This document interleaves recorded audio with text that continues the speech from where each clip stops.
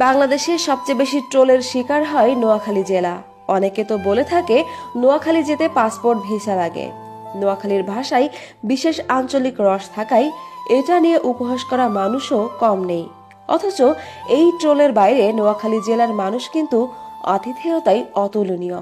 এখানে রয়েছে বাংলাদেশের সবচেয়ে সুন্দর দর্শনীয় স্থান নিঝুম দ্বীপ, যা হাজার হাজার ভ্রমণ পিপাসুর অন্যতম পছন্দের স্থান।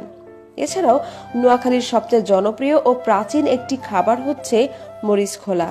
এই খাবারটি কলাপাতা দিয়ে মুড়িয়ে ছোট মাছ বা পাঁচমিশালি মাছ রান্নার বিশেষ এক পদ্ধতি।